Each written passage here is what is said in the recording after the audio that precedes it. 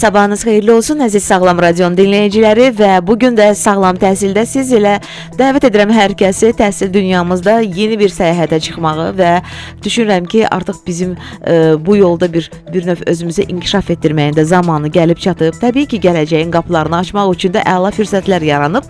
Bugün də biz təhsildən danışacağıq, elmdən danışacağıq, kitabçılıqdan danışacağıq. İki maraqlı qonağım var bugün studiyamızda.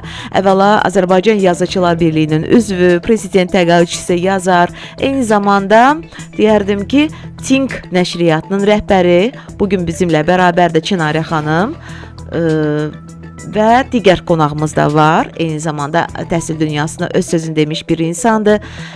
Rabitəli Nitq Reabilitasiya Mərkəzinin rəhbəri, defektoloq, logoped İlahə Rızaxanova, Çinarə Köçərli. Bu iki tandem bugün bizə təhsildən danışacaqlar. Hər ikinizi salamlayıram. Xoş gördük, sağ olun. Necəsiz xanımlarımız? Yaxşıyıq, çox sağ olun. Çinarə xanım, bir 10 il əvvələ qayıtsaq, görərik ki, həqiqətən kimi axtarırdıq, kitabxanada tapırdıq. İctimai nəqliyyatda gedirdik, hər kəsin əlində bir kitab var idi. Yəni, həqiqətən də bu bir mədəniyyət idi. Bu bir ənənə idi. Sizə elə gəlmirmi ki, yavaş-yavaş elə bir ki, biz bu ənənəni biraz yadırğayırıq mı deyim, unuduruq mu deyim? Təbii ki, yəni, nəşriyyatlar var kifayət qədər, stolumuzun, masamızın üstündə bugün də yeni kitablarla rastlaşdım, gördüm. Hal-hazırda elə bu kitablarla da bağlı da soruşmaq niyyətindəyim. Amma mənim dediklərimi ümumiyyətlə istəyirəm ki, soruşum sizdən dəqiq olaraq. Necə düşünürsünüz? Bu mənzərə təkcə mənim gördüyüm mənzərədir, yoxsa eyni zamanda həm də siz də bir nəşriyyat rəhbəri kimi bunu müşahidə edirsiniz? Əvvəla təşəkkür edirəm dəvətiniz üçün. Düşünürəm ki, faydalı bir mövzuya toxunacağıq və faydalı olacağıq cəmiyyət üçün. Mən 10 il əvvəl bəlkə də ictimai nəqliyyatda biz əlində kitab olan insanları daha çox görə bilirdik. İndi sosial medianın, rəqəmsalın, süni intellektin inkişaf etdiyi bir dövrə gəlmişik. Bəlkə də indi daha azdır, amma bu o demək deyil ki, kitab oxuyanlar azdır. Mən belə düşünmürəm. Çünki ola bilər vasitə fərqlidir, vasitə dəyişilib. İnsanlar əvvəlcə kitabdan oxuyurlarsa, kitabxanalarda oxuyurlarsa, indi bəlkə də rəqəmsala müraciət edir və telefon üzərindən nəyisə oxuyurlar və bədii ədəbiyyatın az oxunması mövzusuna toxunsaq, buna səbəb kimi, yəni öz övladı olan bir ana kimi deyə bilərəm ki, daha çox təhsil üzrə gedən və təhsil sahəsində kitabları oxuyan və çox yüklənən bir nəsli müşahidə etməkdəyik və yəni daha çox elmlə deyirsiniz məşğul olan. Yəni onlar daha çox dərs vəsaitlərinə məcburən deməli onunla yüklənirlər. Ona görə bədii ədəbiyyat çox vaxt zaman qalmır, amma mən özüm nəşriyyat rəhbəri olaraq 3 ildir ki, nəşriyyat sektoruna daxil olmuşam. Halbuki ondan əvvəl müəllif kimi fəaliyyət göstərirdim. Müəllif kimi fəaliyyət göstərəndə bir növ bazarı yaxşı öyrənmək və istehlakçını yaxşı tutub, yəni düzgün öyrənib onlara uyğun məhsul verməyin tərəfindəydim ki, onların istəyinə uyğun məhsul versəm, həmin məhsul alınacaq təbii ki, əgər büdcə baxımından bunu düşünürüksə və yaxud da kitabımı kiminsə əlində görmək istəyirəmsə, mütləq onların istədiyi bir kitabı əgər təklif edərəmsə, təbii ki də əllərdə onu görərəm düşüncəsindəydim. Amma nəşriyyatı açandan sonra artıq bir brendin tanınması demək peşində oldum, belə deyərik. O zaman artıq nəşriyyat sektoruna və nəşriyyatdakı vəziyyətə baxdım və nədənsə mənim bəxtimdən özünüz də araşdırsaz görərsiniz ki, son 4 ildə, 4 ildə deyərdim, 3-4 ildə nəşriyyat sektorunda və kitabçılıqda böyük bir irəliləyişlər baş verdi. Həm Mədəniyyət Nazirliyi tərəfindən onun tərkibində olan kitab sənayesi bölməsi var ki, həm o Nazirlik tərəfindən böyük dəstək olur kitabçılara. Bunu öz timsalında da görürəm. Məsələn, bu yaxınlarda Türkiyədə keçirilən beynəlxalq kitab sərgisinə tam Nazirliyin öz dəstəyi ilə bütün nəşriyyat rəhbərlərinin aparılması, hətta qadınlara, yəni bu şərait yaradılmışdı ki, tək gedə bilmirsə, həyat yoldaşına və kimlənsə getsin və onun belə bilet yəni məsrəfini öz üzərinə götürmüşdü. Yəni əsas odur ki, Azərbaycanın kitabçılığına dəstək olsun. İldə bir dəfə beynəlxalq kitab sərgisinin Expo mərkəzdə keçirilməsi və orada 4 kvadrat ərazinin tamamilə pulsuz şəkildə nəşriyyatlara verilməsi, bu çox gözəl bir addımdır və tanıtım baxımından da, yəni hər il qonaq ölkə təyin olunur və qonaq ölkələr bizi yaxşı tanıyır və başqa ölkələrin nümayəndələri televiziyada çıxışlar olur və nəşriyyat rəhbərlərinə imkan verirlər ki, efirlərə çıxsınlar. Yəni bu baxımdan çox böyük Yəni Və hardasa üstəlik də rəqabət qabiliyyəti formalaşır və kitabçılar ayrıdır, kitab nəşriyyatları ayrıdır. Yəni söhbət mağazalardan gedir. Bəli. Onların da deməli həvəslənirlər və yeni müəlliflər yaranır. Bu çox gözəl bir şeydir. Yəni hər kəs artıq yeni kitab müəllifinə çevrilir. Xüsusən qadınlarda bunu biz görürük. Mən çox sevinirəm bu hala. Deməzdim. İndi deyə bilərsiniz ki, lap tutaq ki, bunu olur. Amma oxuyan varmı yoxsa yox? Təbii ki, biz o təşviqi artırdıqca, yəni insanlar da sərgilərdə müxtəlif əyləncəli proqramlar təşkil olunur. Uşaq kitab festivalları keçirilir ildə bir dəfə Əl Oyunları Sarayında, bilməm xəbəriniz var ya, və orada uşaqlar üçün xüsusi tədbirlərin keçirilməsi. Bəli, artıq belə bir adət ənənə qoyur ki, yəni xarici təcrübə kimi, o əlindən uşağını götürüb valideyn gəlir ora müəyyən bir əyləncə üçün. Hətta məşhur futbolçuları ora dəvət edirlər. Hansısa yeniyetmələr gəlir onlarla görüşə, amma o səbəblə də kitaba yönəlirlər. Bu var, yəni deməzdim ki, yoxdur və böyük bir təşəbbüs var. Növbəti 10 ildə yəqin biz daha gözəl bir mənzərənin müşahidə edəcəyik. Amma nöqsanlar da var, ona da toxunarıq. Təbii ki, yəni biz də ümid edək ki, inkişaf gedir. Ümumiyyətlə kitabçılıqla bağlı danışan, ümumiyyətlə onun inkişaf yolları ilə bağlı danışanda təbii ki, çətinliklər olmamış olmur. Amma nə yaxşı ki, son illərdə mən illər əvvəl dedim, təbii ki, biz demək olar ki, eyni nəslin nümayəndələri deyə. İllər əvvəl biz bu mənzərələri tez-tez görürdük. İndi son illərdə bir növ tərpəniş bir artıq yaranıb, görürəm artıq bir kitab oxumağa bir həvəs yaradırlar. Həm valideynlər tərəfindən, həm də siz də deyirsiniz ki, məsələn söylədiniz, sərgilər təşkil olunur, kitab sərgiləri, Expo mərkəzinin adını çəkdiniz, dəfələrlə bu sərgilərdə iştirak etmişik. Və nəqliyyat vasitələri pulsuz aparıb gətirir. Bu çox önəmlidir. İnsanlar tənbəlləşmirlər. Nəşriyyatınız haqqında, Think nəşriyyatı haqqında məlumatı vermədiniz, amma istəyərdim biraz qısa da olsa məlumatı çatdıraq. Neçə ildir artıq fəaliyyət Think nəşriyyatı 3 ildir fəaliyyət göstərir. Ondan əvvəl mən sadəcə Çinarə köçəri Yazıçılar Birliyi üzvü kimi bir yazıçı olaraq fəaliyyət göstərdim və nəşriyyatlara müraciət edirdim. Köçərli əslində soyadı çox məşhur bir soyaddır. Əslində mən o köçərlilərdən deyiləm. Çox zaman Firidun bəy Köçərlinin nəslindən deyirlər, amma bir şeyi nəzərə çatdırım ki, o ümumiyyətlə sonsuz olub, onun övladı olmayıb. Yəni onun nəslini davam etdirən köçərli ancaq qohumları ola bilər. Çox adam, yəni burada biraz hətta kitabxananın belə Firidun bəy Köçərli kitabxananın onun davamçılarının idarə etdiyini düşünürlər, amma bu belə deyil. Yəni bunu qısa məlumat verim və çox maraqlıdır ki, onun həyat yoldaşı da Gürcüstanda uşaqlar evinə rəhbərlik edib. Baxmayaraq ki, o özü uşaq yazar olub, amma buna baxmayaraq özlərinin övladları olmayıb. Bu çox gözəl bir nümunədir ki, yəni yalnız özlərini yox, bütün cəmiyyəti düşünürlər və tarixdə də niyyətlərinə görə ad qoyublar. Amma Köçərli ümumən, yəni maraqlıdır. Nigar Köçərli də var. Çox adam elə bilir. Biz qohumuq, amma çox yaxın rəfiqəyik. Və deməli mən nə demək istəyirəm? Nəşriyyatı niyə görə açdım? Bunu demək istəyirəm. Ümumiyyətlə iqtisadiyyat sahəsində idim. Bir brendim olsun istəyərdim. Personal brendi yaradandan sonra, yəni bir Çinarə Köçərli kimi tanınandan sonra fikirləşdim ki, nədən mənim yəni əgər mənə güvənən bir kütlə varsa, nədən mənə güvənən bir kütlədə müəlliflərə də dəstək olmayaq? Yəni bugünkü gündə biz öz nəşriyyatımızla bir çox müəlliflərin kitablarını nəşr etməkdəyik və ümumi anlamda biz sloqanımızı ötürmək üçün bir brendə ehtiyac var idi və Think nəşriyyatı maraqlı bir ad seçdim və orada Think dediyimiz fidandır, yəni bir ağacın kökü deməkdir və bu bizim loqomuzda da görsənir və bizim lozunq, yəni sloqanımız sağlam Think, saf meyvə və faydalı cəmiyyətdir. Yəni biz düşünürük ki, əgər bizim köklərimiz sağlam olarsa, həm uşaqlar mənəvi, həm psixoloji cəhətdən sağlam olarlarsa, cəmiyyətə daha saf meyvələri ötürərik və bizim prinsipimiz budur ki, yalnız yaxşı həkim, yaxşı mühəndis, yaxşı müəllim savadlı yetişdirməyək, həm də onları yaxşı insan kimi cəmiyyətə ötürək. Çünki bir müəllim əgər bütün mənəvi keyfiyyəti üstün olarsa, bütün balaları düşünəcək, ancaq maddi qazanc düşünməyəcək. Və bu sonuçta gəlməyəndə nəticədə çıxırıq sağlam təhsilə. Bəli, sağlam təhsilimiz də sağlam olacaq. Kökü sağlam olacaq mütləq. Sizlə davam etmək istəyirəm. Çox maraqlı bir söhbətlə başladı Çinarə xanım. Çox da maraqla qulaq asdıq. Bilirəm ki, həqiqətən də sizi də birləşdirən ortaq nöqtələriniz var. İstəyərdim ki, Reabilitəli Nitq Reabilitasiya Mərkəzi haqqında dinləyicilərimizə məlumat verəsiniz və ümumiyyətlə Reabilitəli Nitq Mərkəzi İlahə xanım bir daha yada salaq ki, hansı xidmətlərlə daha çox fəaliyyət göstərir və eyni zamanda Reabilitəli Nitq Mərkəzində hansı yaş qrupuna məsəl üçün xitab edən bir necə deyim, qrupunuz var. Hansı yaşdan, neçə yaşdan etibarən artıq müraciətlər sizə olunur? Biraz ətraflı öyrənək sizdən. Dəvətiniz üçün təşəkkür edirəm Samira xanım.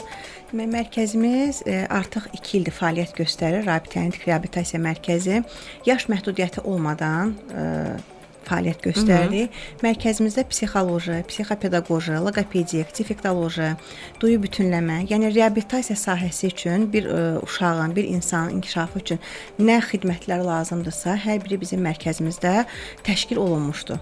Həmçinin sağlam təhsildən əgər danışırıqsa, mərkəzimizdə bu uşaqların gələcəyi üçün, sağlam təhsili üçün də inklüziv qruplar mövcuddur. Yəni ki, bu uşaqların məktəbə hazırlıq proqramı həmçinin var. Bunlar inklüziv uşaqlar üçün, xüsusi qayğıya ehtiyacı olan uşaqlar üçün erkən inkişaf qrupları var ki, bu uşaqların gələcəkdə sağlam təhsil almalarına, bizlərlə, digər uşaqlarla birlikdə sağlam təhsil almalarına bir addım inkişaf etmələri üçün, daha yaxın olmaları üçün bir şərait yaradırıq biz bunlara. Mərkəzimizin əsas məqsədi, Çinarə xanım demişkən, hər mərkəz, hər bir brend açılanda onun bir sloqanı olur ki, yəni cəmiyyətə biz nə ötürəcəyik. Biz də bu mərkəzi açarkən qarşımıza belə bir məqsəd qoyduq ki, gələcək nəslə sağlam gələcək üçün sağlam bir nəsil yetişdirmək. Yəni problem çox ola bilər. Son zamanlar hamımız görürük ki, problemi uşaqların sayı çoxalıbdır. Xüsusi qayğıya ehtiyacı olan uşaqlar çoxalıbdır. İndi yaranma səbəbləri bəzən məlum olur, bəzən məlum olmur.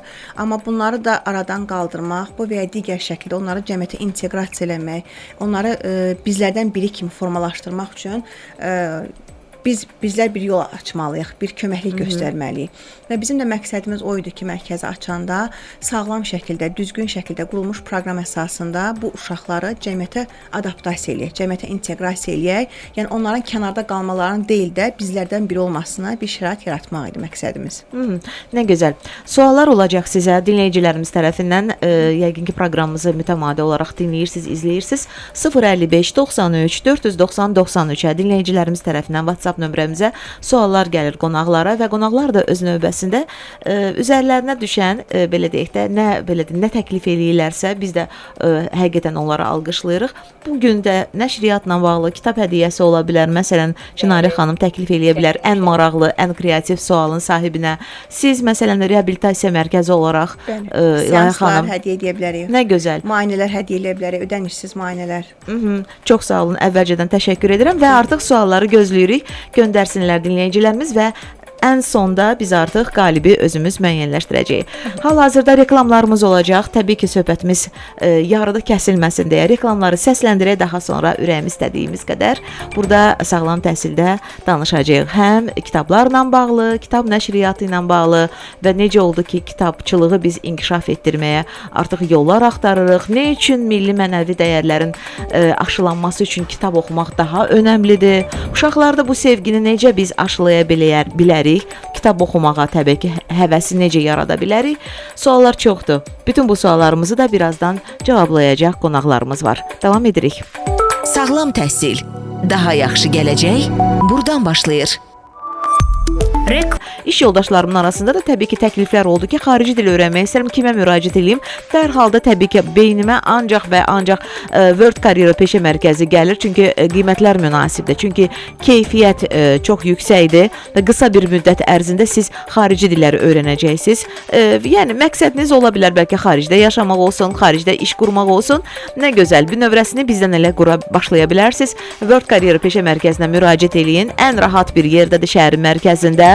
Və fürsəti qaçırmayın. Qeydiyyat başlayıb artıq 055 674 72 30. Bu dəqiqə zəng eləsəz deyin ki, radiodan eşitmişik və dərhal da sizə birinci növbədə, yəni endirim düşünün ki, artıq başlayacaq. Ona görə də bu fürsəti məncə də qaçırmayın. Kurs seçərkən də müəllimlərin peşəkarlığı təbii ki, nəzərə alınmalıdır və ən əsas da dil öyrənməyə başlamağın tam zamanında qeydiyyatdan keçin, endirimlərdən yararlanın. Peşəkar müəllimlər, interaktiv dərslər və effektiv metodlar World Career Peşə Mərkəzində. Qonaqlarımız var. Bugün biz söhbətimizi davam etdiririk. Azərbaycan Yazıçılar Birliyinin üzvü, prezident təqaüdçüsü, eyni zamanda yazar, Think nəşriyyatının rəhbəri Çinarə xanım Köçərli ilə və bu gün digər qonağımız da Rabitəli Nitq Reabilitasiya Mərkəzinin rəhbəri, həm də bizim sponsorumuz, eyni zamanda həm də məhz rəhbər olaraq da defektoloq, loqoped kimi çalışan İlahə xanım Rızaxanova bizim suallarımızı cavablandırır. İlahə xanım, bəlkə sizlə davam edək. Mərkəzlə bağlı danışanda, təbii ki, nitq problemləri olan uşaqlarla bağlı danışanda, yəqin ki, bizim ən çox maraqlandıran olacaq ki, görə hansı metodikalardan istifadə edirsiniz, hansı proqramlardan istifadə edirsiniz ki, bu uşaqlara belə yaxından kömək edirsiniz, dəstək olursunuz və təbii ki, nəticə görürsünüz. Bayaq da qeyd elədiyim kimi son dövrlər bu uşaqların sayı gün-gündən artır və bu uşaqları biz mərkəzimizə qəbul edərkən xüsusi bir testlərlə dəyərləndirmə edirik. Yəni onların bioloji yaşı ilə pedaqoji yaşı arasında əlaqəni müəyyənləşdirdikdən sonra kompleks müayinədə bura aiddir defektoloji, psixoloji, psixopedaqoji, duyu bütünləmə hər bir mütəxəssis öz ixtisası baxımından uşağı müayinə edir və inkişaf testindən keçirdəndən sonra artıq bizim əlimizdə uşaq haqqında ətraflı məlumat olur. Biz başlayırıq hər bir uşağa individual proqram qurmağa və bu proqram əsasında uşaqların inkişafında biz irəliləyişlər əldə edirik. Və onu da xüsusilə qeyd etmək istəyirəm ki, məsələn bu proqramdan əgər bizə müraciət edən olarsa, sizin verilişinizdən bizə müraciət edən olarsa, biz xüsusi endirimlər təklif edəcəyik. Nə gözəl. Ödənişsiz konsultasiyalar təşkil edirik həmin uşaqlar üçün. Sonra bizdə xüsusi müalicəvi belə deyək də aparatlar var ki, hansı ki bu beyni aktivləşdirmək üçün, nitq mərkəzini aktivləşdirmək üçün, stimullaşdırmaq üçün, yəni müxtəlif psixi prosesləri daha yaxşılaşdırmaq üçün müəyyən bir aparatlarımız var ki, buna TDCS aparatıdır, Forbrain aparatıdır, DNAS aparatıdır. Bunlar həmin o müraciətlərə tamamilə ödənişsiz şəkildə onları tətbiq eləyəcəyik ki, inkişafı daha da sürətləndirə, daha da yaxşı nəticə əldə etməyimiz üçün. Son dövrlər çox sağ olun buna görə. Təşəkkür edirik. edirik. Çox sağ, buyurun. Son dövrlər müşahidə etdiyimiz problemlərdən biraz danışmaq istəyirəm, maarifləndirmək istəyirəm valideynlərimizi ki, çox nitq problemləri çox çoxalıbdır. Yəni uşaqlarda hər müraciət edən, müayinəyə müraciət edən uşağın 10 dənəsindən 8-də valideynin əsas şikayəti olur ki, mənim övladımın nitqi yoxdur. Burada xüsusi nəyə vurğulamaq istəyirəm? Daim müayinələrdə də deyirəm, indi də deyirəm ki, əziz valideynlər, nitq sizin gördüyünüzdür. Yəni uşağın nitqinin olmamağı sizin gördüyünüz hissədir. Amma ki, bu nitqin olmamağını yaradan alt səbəblər var. Çox vaxt siz ona fikir vermirsiniz, hətta gəlirlər bircə danışsın və salam, başqa heç bir şey istəmirəm. Yəni sanki nitqi açılsa hər bir şey olacaq. Amma ki, o nitqi ləngidən alt səbəblər tapılmasa, biz o uşağı danışdırsaq belə robotlaşmış şəkildə uşaq danışacaq. Çünki anlama, qavrama yoxdur bunlarda. Alt mərhələdə psixi proseslər normal inkişaf etməyibdir, sensor proseslər normal inkişaf etməyibdir. Uşağın anlama, qavraması, təqlid bacarıqları yaşına uyğun olmadıqda, yəni bunlar mərhələ-mərhələ gəlir də. Bir öz gözümüzün qabağına gətirək, bir yeni dünyaya gəlmiş uşaq, o artıq neyinir? Əvvəlcə oturmağa başlayır, məsəl üçün iməkləməyə başlayır, sonra yeriməyə başlayır. Və müəyyən o dövrlərdə uşağın qığıltıları olmalıdır, müəyyən bir səslər çıxarmalıdır. Sonra o qığıltılar hecalara keçməlidir. Hecalardan artıq 1 yaşında çox sadə, bəsit sözlərə keçməlidir. Yəni bu mərhələlər bir-birini fiziki və psixi inkişaf birlikdə addımlayanda, doğru addımlayanda, uşaq da normal yaşına çatanda, 1 yaşa çatanda artıq o sözlərini deməyə başlayacaq. İlahə xanım, bax alt səbəbləri deyirsiniz ki, var. Nə sizcə baxın ən çox bu nitq geriləmələrini yaradan nə ola bilər? Uşaqların yəni konkret olaraq gec danışmasına səbəb nə ola bilər? Son dövrlər çox rastlaşdığımız pedaqoji baxımsızlıq. Yəni uşaq dünyaya gəlir, artıq 3 ayından, 6 ayından valideynlər uşağı qoyurlar telefonun, televizorun qarşısında. Yəni uşaq pedaqoji baxımsız qalır. Yəni ünsiyyət olmur, kommunikasiya olmur. Bəli, kommunikasiya olmur. Uşaq ünsiyyəti bir tərəfli alır, informasiyanı qarşı tərəfdən ekrandan alır, amma qarşı tərəfə paylaşa bilmir bunu. Və burada da uşaq öz dünyasına qapalır, ancaq orayla. Yəni anlama, qavrama inkişaf etmir. Yəni biz danışmalıyıq, biz ətraf aləmə bir nəzər yetirməliyik, nəyisə bir diqqətimiz yaransın. Uşaq sözlər eşitməlidir. Bəli, ətrafdakıların ünsiyyətini almalıdır ki, bu problemi yəni ki rastlaşmayaq biz. Amma indiki daha çox rast gəldiyimiz pedaqoji baxımsızlıqdır, ən çox rast gəldiyimiz və bunun da fonunda artıq digər psixi proseslər, anlama da, qavrama da, təqlid bacarıqlarda çox rast gəldiyimiz, hələ səbəbi məlum deyil, sensor problemlər. Yəni uşaq doğulur, toxunsal problemi var uşağın, qida seçiciliyi var, bu uşağın vestibulyar prosesində problemlər var. Yəni bu problemlər hər biri alt səbəblərdir ki, bizim nitqimizi inkişafına mane olur. Suallar gəlib sizə. Gəlin səsləndirək. Sağlam təhsil. Təhsil almaq üçün əla yer. Salam Çinarə xanım, Azərbaycan dilində uşaq kitablarının inkişafında hansı boşluqları görürsüz və onları aradan qaldırmaq üçün hansı addımların atılmasını tövsiyə edirsiniz? 54-38 sizdən soruşur. Qısa cevablaya bilərik sualları. Azərbaycan dilində yəni demək istəyirlər yəqin ki, daha çox xarici ədəbiyyat, daha çox yeniyetmələr xarici ədəbiyyata üstünlük verirlər. Mən belə başa düşdüm. Yəni yerli müəlliflərin kitablarını nəzərdə tuturlar yəqin ki, Azərbaycan dilində deyəndə. Əslində Azərbaycan dilində kitablar çoxdur və xarici ədəbiyyat da Azərbaycan dilinə tərcümə olunur bir çox nəşriyyatlar tərəfindən.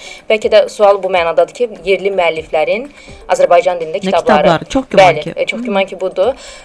Mən düşünürəm ki, burada bir çox səbəblər var. Həm maliyyə səbəbləri var. Çünki bəzi müəlliflər var ki, onlar biraz nəşriyyat sektorundan xəbərsizdilər və bəzi nəşriyyatlar var ki, onlar müəlliflərin büdcəsini nəzərə almırlar çox zaman və müəlliflər, çünki mən əvvəlcə müəlliflikdən gəlmişəm deyə nəşriyyat sektoruna, daha çox nəşriyyatın tərəfini yox, müəllifin tərəfini tuturam. Çünki müəlliflər çox zaman yazır, yəni onun məqsədi yazmaqdır və biznes tərəfini bunu bilmir, satış tərəfini bilmir və ona görə yazır və gətirir. Bunu xarici təcrübədə nəşriyyatlar həyata keçirir satış tərəfini.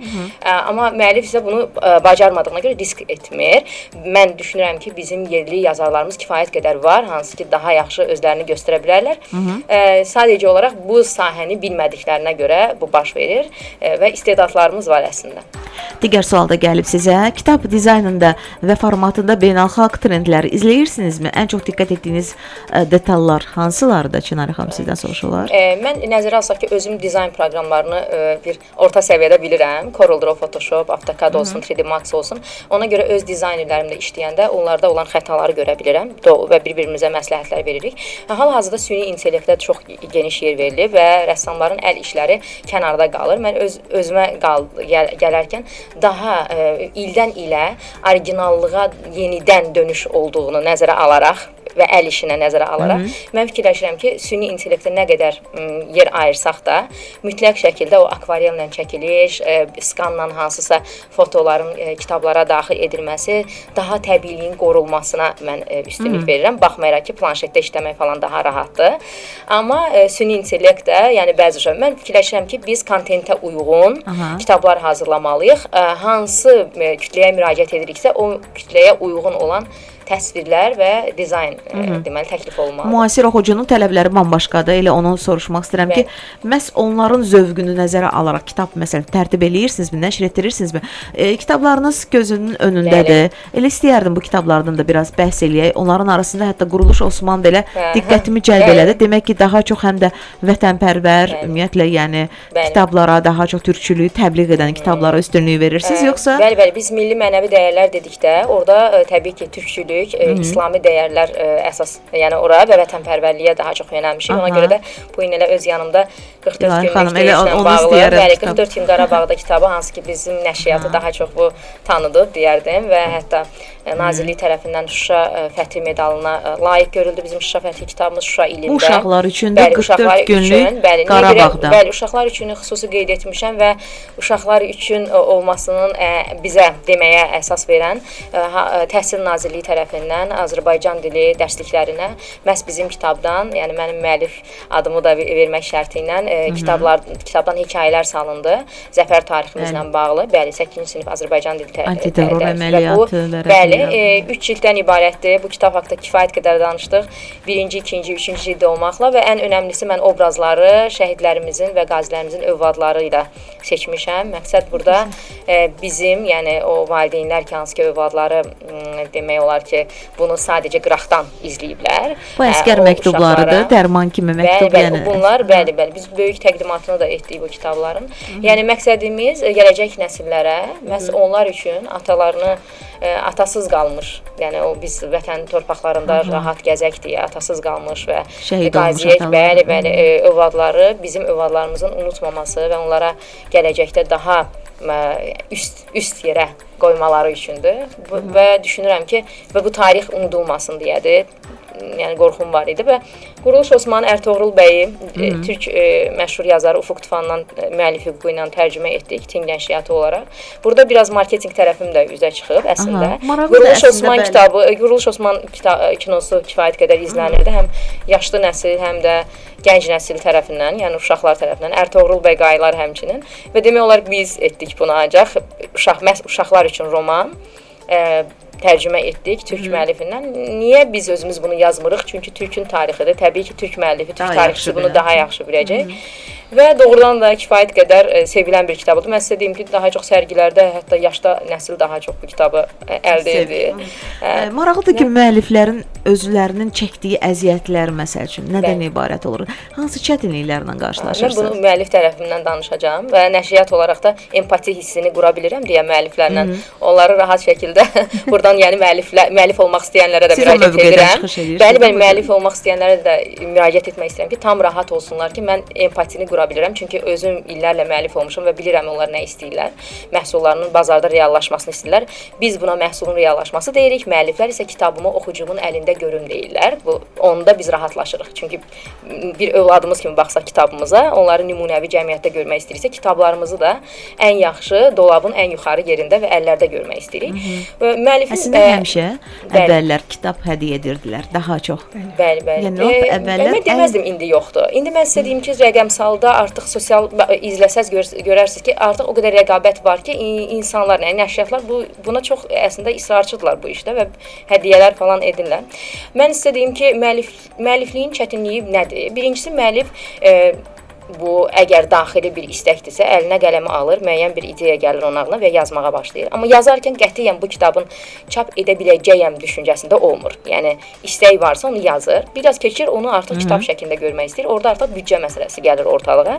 Təbii ki, bir xanım müəllifdən danışırıqsa, əgər həyat yoldaşı da elmə həvəsli biridirsə, ona bir dəstək olacaq və yaxud da atası, qardaşı. Əgər deyilsə, o artıq büdcə yığmağı düşünəcək. Müəyyən vaxtdan sonra müəllif öz əsərinə bir də təkrar bir baxış keçirdir. Maliyyə yığana qədər və orada bir qüsurlar görür və motivasiyadan düşməyə başlayır.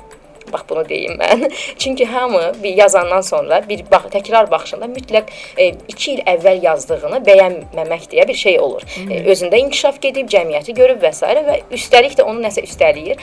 Və amma maliyyə vəsaiti olsaydı, onu anında artıq kitaba çevirə bilərdi.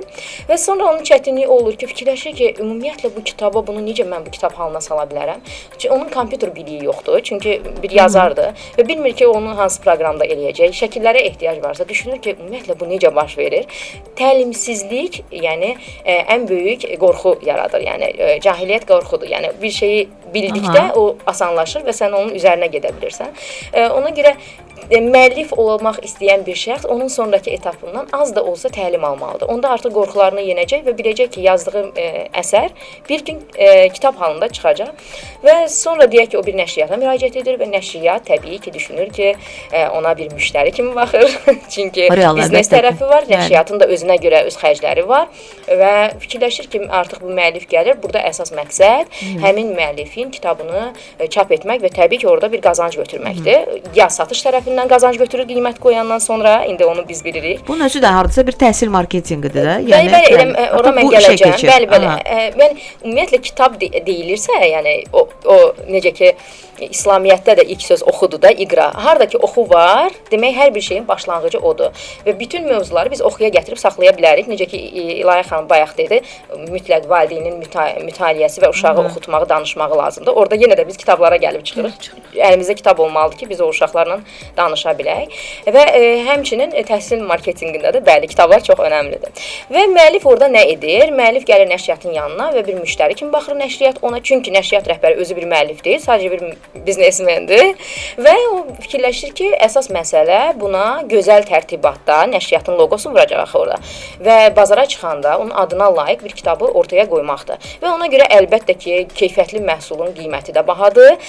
Çünki orada çap vərəqi və s. fərqlidir və ən yüksəkdən başlayaraq ona təkliflər edir və ən aşağını təklif edir və ondan sonra kitab çap olur. Müəlliflərin əsas problemi bundadır. Kitablar ona təhvil veriləndən sonra 2 növ deməli təklif var. Ya nəşriyyat çox marağında olan kitabı özü çap edir, müəllifə qonorar verir, kitab müqabilində bir müəllif hüququnu özünə Yəni götürür. öz marağında olmalıdır. Müəllif hüququnu götürür öz üzərinə. Yəni o kitab sabah bazarda çox yaxşı satılsa, müəllifin orada heç bir ixtiyarı olmur ki, tədris sahəsində olanların çoxusu burada xəta edirlər. Aha, Məsələn, bir dəqiqə. riyaziyyat kitabı çap edir və yaxud da siz özünüz. Bu əvvəlcədən razılaşdırılır, Bəli, yəni bəli, müqavilə və yaxud da ikinci əsasında növ, filan. bəli, müqavilə mütləq şəkildə, çünki hamımız rəsmi işləyirik. Və ikinci odur ki, mən marağında deyiləm sizin kitabın, heç bilmirəm o necə olacaq. Mən təklif edirəm ki, mən nəşriyyat tərəfini öz üzərimə götürürəm çapını və satışa dəstək oluram. Bax, biz bunu təklif edirik. Amma nəşriyyatlarla müəlliflərin ən çox problemi budur ki, müəllif nəşriyyat öz işini çapdan sonra tamamlayır və müəllifdən pulu alır, kitabı çap edir, onun istədiyi şəkildə məhsulu ona təhvil verir. Yəni hansı tirajlarla satılacaq artıq, bəli. İndi burada məsələ müəllif o kitabı necə reallaşdıracaq. Əsas məsələ budur. Əldə məhsul var, amma o harda reallaşacaq? Müəllif nə edir? Onu ancaq yaxınına, qohumuna, əqrabasına bir təqdimat edir, beşin tədqiq edir, o birisi sərgidə müəyyən bir dəstək üçün gəlib alır və bu çap edib 1000 ədəd, lap deyə 500 ədəd. Niyə görə? Çünki az çap çox xərc deməkdir. Nə qədər az sayda çap edirik, hər kitabın qiyməti bahalaşır. Yəni bu bütün məhsullarda belədir. Nə qədər ki çoxalır say, o qədər məhsulun bir ədədinin qiyməti artır və məhsulun bir qədər bəli enir. Enirsə marja yüksəlir, yəni daha çox gəlir götürürük biz. Müəyyən xərci əgər azdırsa, bu demək ki, üzərinə qoyduğumuz pul, hansı qiymət qoyulur kitabda, həmin kitabdan biz daha çox gəlir götürürük. Amma nə qədər ki çoxdur, çünki bazar qiyməti var axı kitabı. Və müəllif burada nədə uduzur? Müəllif kitabı alır nəşriyyatdan. İndi dosta tanışa payladı, 1000 dənə çap edib, çünki ucuz başa gəlsin. 900 kitab əlində qalıb və bilmir ki, o kitabı necə reallaşdırsın. Biz məsələn nəşriyyat olaraq müəllif tərəfindən empati qrup əsas məsələ satışı ona təklif edirik. Bunun üçün sosial şəbəkə, rəqəmsala müraciət etsək, böyük sosial şəbəkəmiz var. İstəyirik ki, Instagram üzərindən, sayt üzərindən və motivasiya olsun deyə bütün əsas mağazalar, reklam olmasın deyə deməyəcəm, bütün kitab mağazalarını, kitabların yerləşdirilməsini təşkil edirik. Bu böyük bir təklifdir. Sərgilərə onları çıxardırıq, hansı ki biz sərgilərə yer pulu verib orada iştirak edirik, amma müəllif üçün saat bunu tək biz etmirik. Bütün nəşriyyatlar bunu çalışır ki, təklif etsinlər. Müəlliflər onu edəndə, düzgün strategiya qrup, məhsulun gerçəkləşəcəyi o bazarı da nəzərə alanda və o nəşriyyata müraciət edəndə yaxşı qazanırlar. Və bu onlara ikinci kitabın çapına motivasiya olur. Və bu o deməkdir ki, bizim yerli müəlliflər, bayaqki sualın da cavabıdır o. Bu yerli Azərbaycan müəllifləri artır və hətta onlar xaricə kitab çıxartmağın düşünürsünüz artıq.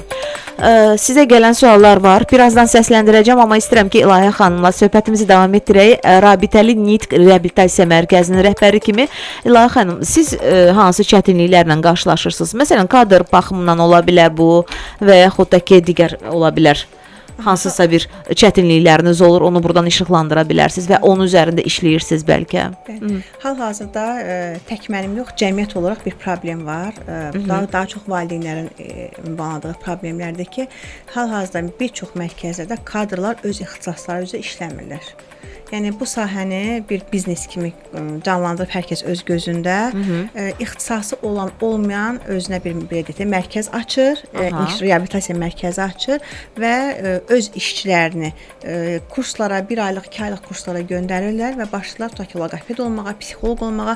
Təbii ki, təməl təhsili bu ixtisasçı olmayan insan da onun da verdiyi təlim, tərbiyə keyfiyyətli olmayacaq.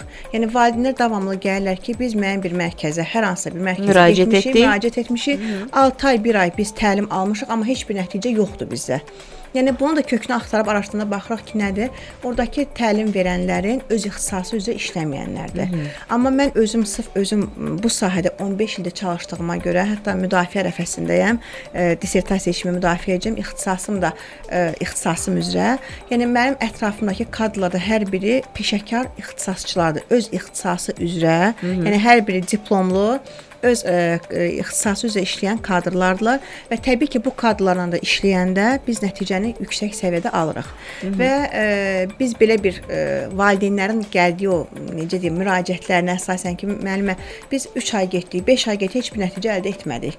Və buna görə də Çinarə xanım demiş ki, marketinq olaraq bir insanları düzgün yönə yönləndirmək üçün, onların diqqətini daha düzgün məhsula, daha düzgün tərəfə yönləndirmək üçün belə bir aksiya keçirdik bizə mərkəzimizdə ki, 10 seansa əldə olunan nəticə.